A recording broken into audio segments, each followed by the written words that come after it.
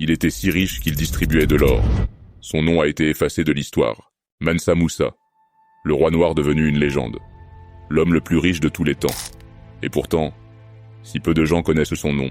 Nous sommes au XIVe siècle, en Afrique de l'Ouest.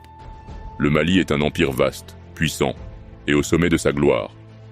En 1312, un homme monte sur le trône, Mansa Moussa, souverain du peuple mandingue. Son royaume, immense. Il couvre le Mali, le Sénégal, la Gambie, une partie du Niger, du Tchad et même du Nigeria. Et surtout, il regorge d'or. À l'époque, le Mali produit près de la moitié de l'or mondial. Et Mansa Moussa en est le maître absolu. Mais ce n'est pas sa richesse qui va faire trembler la planète. C'est son voyage à la Mecque en 1324. Le roi se lance dans un pèlerinage hors norme. 60 000 hommes, 100 chameaux chargés d'or pur.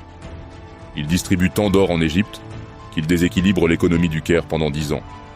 L'inflation explose. L'or perd sa valeur. Le monde musulman reste stupéfait.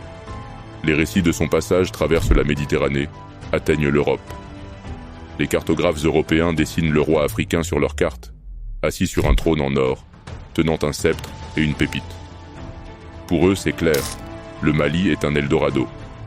Mais Mansa Moussa n'était pas qu'un homme riche, il était visionnaire.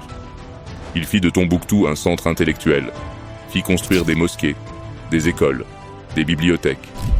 Il attira des savants, des architectes, et fit rayonner l'islam, la science et la culture au cœur de l'Afrique. À sa mort, son héritage est immense. Mais son nom, lui, est effacé de nombreux récits historiques. Aujourd'hui, il revient peu à peu. Mansa Moussa, l'empereur oublié, le roi qui fit plier l'or, et qui sans guerre imposa le respect.